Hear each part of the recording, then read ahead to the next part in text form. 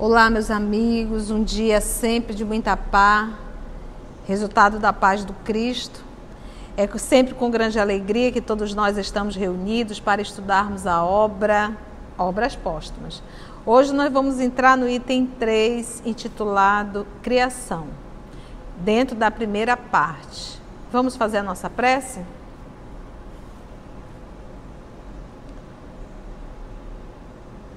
E assim, divino amigo, é sempre com grande responsabilidade e alegria que iniciamos mais um estudo das obras espíritas e hoje, em particular, obras póstumas. Necessitamos, amado Mestre, do seu amparo, da inspiração e da assistência espiritual,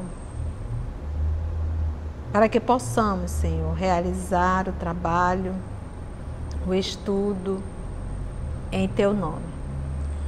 Graça te damos e iniciamos, Senhor, o estudo dessa noite. Que os bons espíritos, mais uma vez, possam nos conduzir. Que assim seja. Terceiro item, intitulado Criação. Lembra sempre que obras póstumas são anotações do professor Allan Kardec, que ele tinha no seu escritório, e também anotações, psicografias, material que ele havia separado, que ele havia recebido, para o momento oportuno, publicar ou não. O que eles fizeram aqui, publicaram todo aquele material que o professor tinha. E, obviamente, passando também pelo critério da razão.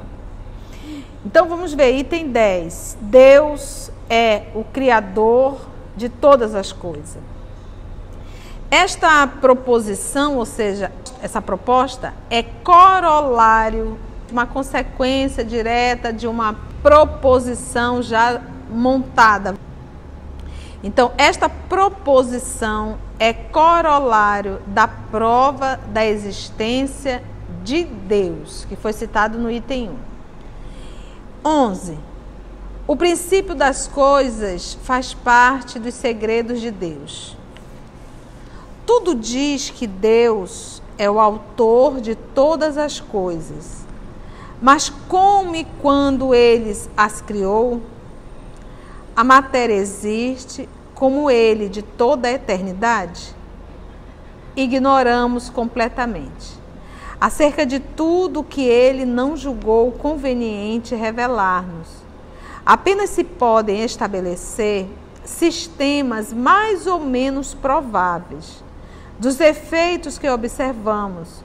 Podemos remontar a algumas causas. Há, porém, um limite que não nos é possível transpor. Querer ir além é, simultaneamente, perder tempo e cair em erro. A gente vê já aqui a lucidez do professor Allan Kardec. E realmente, às vezes a gente se depara com perguntas que não nos cabe nem perguntar, porque não tem respostas. Como é que você vai me perguntar o que acontece em Júpiter? Como é que você vai me perguntar aonde que Jesus reencarnou? Não tem, gente. E agora aqui ele está indo realmente... Como que você vai questionar Deus? Em que momento? Quem foi que veio? Não tem, a gente não tem respostas para isso. Nós não sabemos. E o Allan Kardec aqui, de uma forma muito lúcida, diz, gente, não adianta. É perder tempo e cair no erro. Porque você começa a partir para o ponto de suposições. Aí é erro na certa. Item 12. O homem tem por guia, na pesquisa do desconhecido, os atributos de Deus. Esse é o guia. Para a investigação dos mistérios que nos é permitido sondar, por meio do raciocínio, há um critério certo, um guia infalível, os atributos de Deus. Desde que se admita que Deus é eterno, imutável, material, único, onipotente, soberanamente justo e bom, que é infinito nas suas perfeições, toda doutrina ou teoria, científica ou religiosa, que tenda a lhe tirar qualquer parcela de um só dos seus atributos, será necessariamente falsa, pois que tende à negação da própria divindade. Vamos partir sempre do princípio dos atributos. Uma vez a gente tendo o conhecimento do atributo, fica muito mais compreensível, vamos dizer assim. E ele diz que a negação de qualquer atributo desse seria uma forma de negar a própria divindade. Item 13. Os mundos materiais tiveram um começo e terão um fim. Quer a matéria exista de toda a eternidade, como Deus, quer tenha sido criada numa época qualquer, é evidente, segundo o que se passa diariamente às nossas vistas, que as transformações da matéria são temporárias e que dessas transformações resultam diferentes corpos que nascem e se destroem sem cessar. Então, você perguntar, tia, o mundo vai acabar? Vai. Tudo que é matéria tem começo, meio e fim. Em que momento, tia, o planeta vai acabar? Com certeza no momento que não haverá mais necessidade de nenhuma encarnação. Não em corpos tão grosseiros. Porque a gente sabe que tudo em a natureza está em processo de evolução. Toda a essência, né? Então um dia vai. Como os diferentes mundos resultam da aglomeração e da transformação da matéria, hão de ter tido, como todos os corpos materiais, um começo e terão um fim, consoante leis que nos são desconhecidas. Até certo ponto, a ciência pode formular as leis que lhes presidiram a formação e remontar ao estado primitivo deles. Toda teoria filosófica em contradição com os fatos demonstrados pela ciência é necessariamente falsa, a menos que se prove que a ciência esteja em erro. Item 14. Criando os mundos materiais, Deus também criou seres inteligentes a que damos o nome de espírito. Ele está indo aqui ponto a ponto. A impressão que nos dá é que Kardec ia fazendo as suas anotações, as suas reflexões, né? 15. A origem e o modo de formação dos espíritos nos são desconhecidos. Então nós sabemos que o corpo físico vem do fluido universal, nós sabemos que o perispírito vem do fluido universal, mas o princípio inteligente, o espírito, nós não sabemos. E aqui ele já tinha publicado o Livro dos Espíritos, o Livro dos Médios, Céu e Inferno, a Gênese, todos os livros. Ele disse, e é Kardec dizendo assim, olha, até o momento nós não sabemos, a origem não sabemos. Apenas sabemos que eles, os espíritos, são criados simples e ignorantes. Reportando aqui a resposta que os espíritos deram em O Livro dos Espíritos. Aí ele explica o que é simples e ignorante. Sem ciência e sem conhecimento do bem e do mal. Porém, perfectíveis, ou seja, podendo desenvolver a perfeição e com igual aptidão para tudo adquirir e tudo conhecerem com o tempo. Isso aqui é maravilhoso. As pessoas prepotentes se colocam numa posição de questionar Deus. Mas por que Deus não nos criou já perfeito? Como que surgiu o mal? Em que momento? Por que ele permitiu? Isso é típico realmente do ser humano. Se sua mãe é linha dura, você reclama. Se sua mãe é uma linha mole, você também reclama. É muito característico de uma mente adoecida reclamar. Reclama de tudo.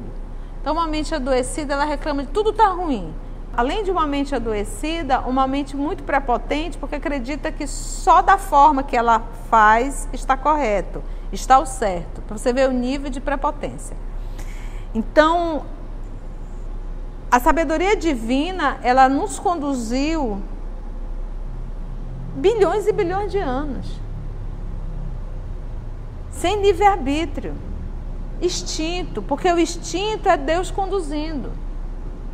Quando você olha para um animal e você diz, olha a fidelidade desse animal, você está dando um elogio a Deus. Porque foi Ele que deu esse instinto ao animal, de ser fiel a quem cuida dele. Coisa que o humano não é. Mas não é por quê? Porque esqueceu. Porque a lição está gravada nele.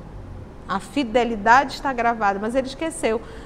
Agora, a partir da experiência hominal, nos primórdios, ainda Deus conduzia. 100%. Em que momento o livre-arbítrio foi dado? A partir do momento que nós começamos a desenvolver a inteligência.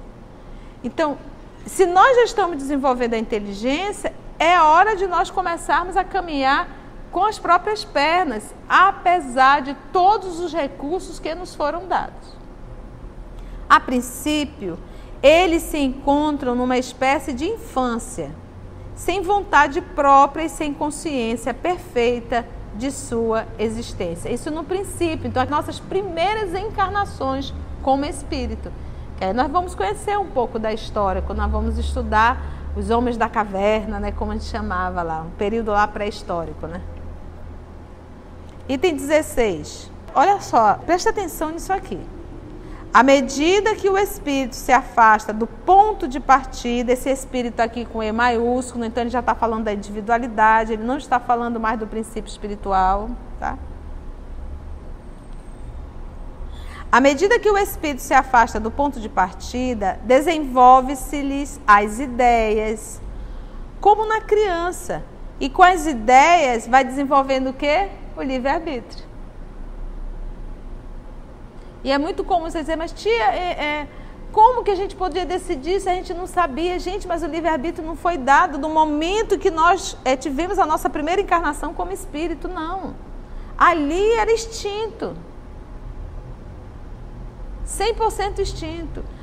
Em que momento a gente começou a decidir? O instinto ele continuou, Deus não tirou o instinto. Só que como nós fomos desenvolvendo o pensamento, a inteligência, fomos construindo, fomos desenvolvendo, aí nós começamos a decidir. E se nós começamos a decidir, nós começamos a assumir a responsabilidade das nossas decisões. Fogo e água. Eu vou para onde? Porque eu já tive muitas experiências. O instinto me diz, não meta a mão no fogo. Mas a água pode. Mas eu posso teimar. Alguns não obedecem. É livre-arbítrio. Não, eu vou para a água. E passa a mão na água sem problema nenhum. Mas tem uns outros que vai dizer bem assim. É tão bonito, deixa eu pegar. Aí ele vai pegar. Ele vai se queimar, ele vai sentir dor. E ele nunca mais vai pegar. Mas foi necessário ele o quê? Sentir dor. E ele não quis ouvir o instinto. Não pegue. Por isso que o livro dos Espíritos, quando nós vamos estudar sobre o instinto, ele diz que o instinto não é mau. E se muitas vezes nós ouvíssemos o instinto, nós iríamos evitar muitos males. Então, quando ele fala desse instinto, é toda a experiência que nós já trazemos do nosso inconsciente profundo. Reino mineral, reino animal, reino vegetal.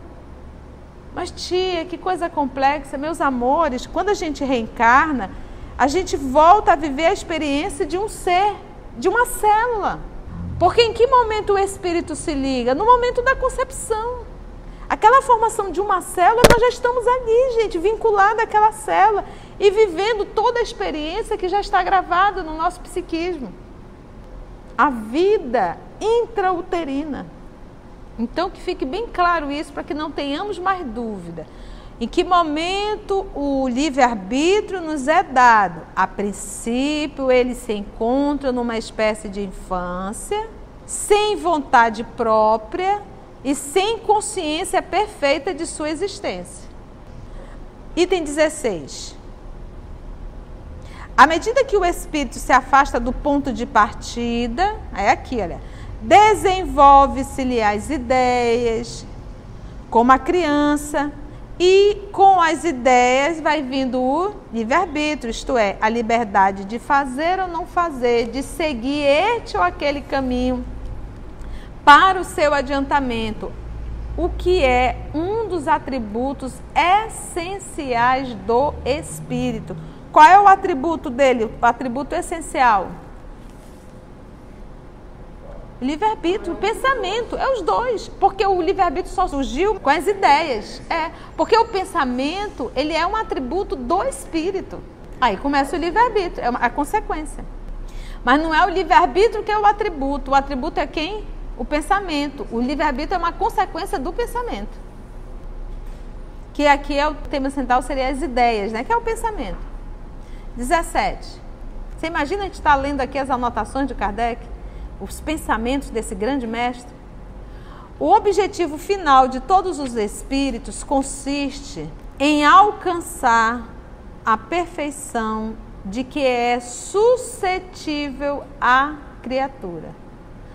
O resultado dessa perfeição está no gozo da suprema felicidade que lhe é consequente e a que chegam mais ou menos rapidamente conforme o uso que fazem do livre-arbítrio. Olha aqui essa colocação do professor. Ele diz que o objetivo final de todos os espíritos consiste em alcançar a perfeição de que é suscetível à criatura. Por quê? Não vai ser Deus, exatamente. Ele diz, o resultado dessa perfeição está no gozo da suprema felicidade. Então, todos nós buscamos a felicidade? Buscamos, mas infelizmente no horizontal. Nas coisas terra a terra. A gente busca essa pseudo-felicidade, um gozo material, nas sensações, no ter. Então, não é disso que ele está falando. Infelizmente, a gente está buscando. Normalmente, essa busca, ela acaba verdadeiramente nos atrapalhando muito o nosso processo de evolução e ainda nos proporcionando muita dor moral. E ele diz aqui, ó, perfeição está no gozo da suprema felicidade que ele é consequente e a que chegam mais ou menos rapidamente conforme o uso que fazemos do livre-arbítrio. Então, o que ele quer dizer aqui? Existe um tempo certo para cada processo de evolução, para cada nível de evolução, para cada alcance de evolução? Não. Daí o livre-arbítrio. Então, há irmãos que chegam muito mais rápido do que outros. A gente pode citar o próprio livro há 2000 anos. Nós tivemos o nosso Senhor Jesus convidando a Lívia e convidando ao senador Públio. Qual dos dois aceitaram o convite de Jesus? Apenas Lívia. O senador optou em permanecer a valorizar as coisas do mundo, ao título. Dos dois, quem deu um salto na sua evolução? Lívia. E vocês recordam que Jesus disse a ele, senador agora, ou seja, daqui a milênios, né? Então a gente percebe que livre-arbítrio é uma questão de escolhas. Você que está aí nos ouvindo, se você quiser evoluir, você vai evoluir. Só que promove um grande esforço e dor, porque a gente vai lutar com dragões internos que têm nos consumido aí por várias e várias reencarnações. Quem são esses dragões, tia? Orgulho, vaidade e egoísmo. Item 18.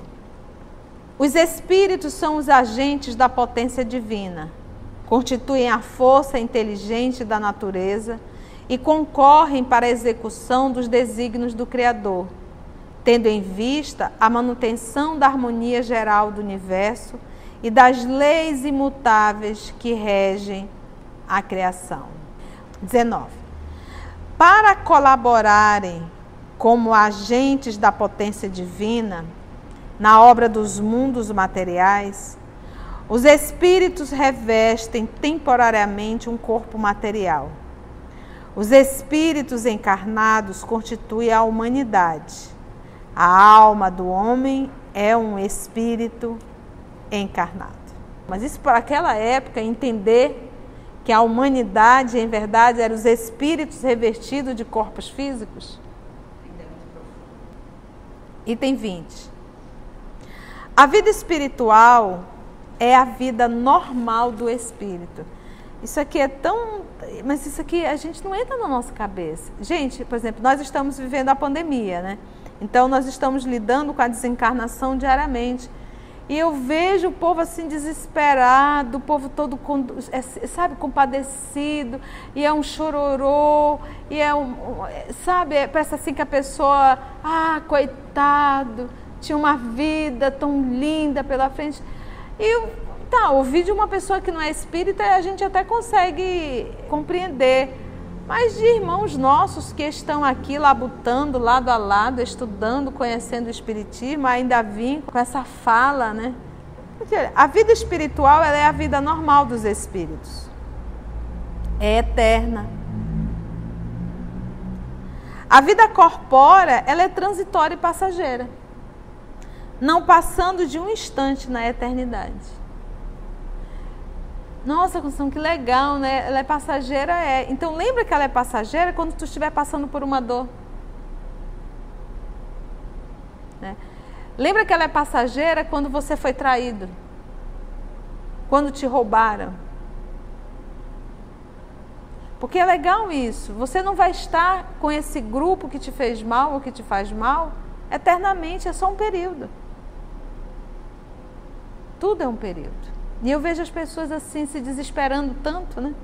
Eu digo, gente, é só um instante na eternidade. Para que desespero? 21. A encarnação dos espíritos está nas leis da natureza, é necessário o adiantamento deles e a execução das obras de Deus. Então, gente, a encarnação dos espíritos é justamente o espírito entrar na carne, né? Isso ele diz que está dentro das leis da natureza. Então, reencarnação não é crença, é uma lei da própria natureza. Então, o fato de você ser católico, você já está reencarnando há milênios. O fato de você ser protestante, você está. Então, isso independe se você acredita ou não. Isso é uma lei. Por isso é que nós aprendemos com Kardec que o Espiritismo não é a religião do futuro, mas ela é o futuro de todas as religiões, porque todos iremos estudar reencarnação, pluralidade dos mundos habitados, comunicabilidade dos espíritos, lei de ação e reação. São leis naturais. Então não é crença. Conceição, não acredito na reencarnação. Tá. Você acha que eu vou perder tempo discutindo, querendo compreender? Vai mudar alguma coisa? Mal ela sabe que ela já está reencarnando. E vai reencarnar mais vezes. Então é tolice discutir. Então, reencarnação é crença? Não, é lei. Inderrogável, porque todas as leis naturais são leis divinas, logo elas são inderrogáveis. Porque se você recordar o atributo de Deus, que ele fez questão aqui de repassar, eterno e imutável. Imutável, ele faz uma lei hoje, amanhã diz, não quero mais essa lei, não, vou mudar. Não, é imutável. A encarnação dos espíritos, então, está nas leis da natureza. É necessário o adiantamento deles e a execução das obras de Deus. Tudo isso são os espíritos. Pelo trabalho que a existência corpórea lhes impõe aos espíritos, eles aperfeiçoam a inteligência e adquirem, gente, pelo trabalho. Então, se você está em casa boiando, deixando de trabalhar, você também deixa de o quê? De desenvolver a sua inteligência. Eu não sei fazer arroz. O arroz sai todo grudento, sai todo isso. Continue fazendo. Daqui a pouco você vai fazer um arroz bem soltinho. É na prática que a gente desenvolve a inteligência. É no trabalho.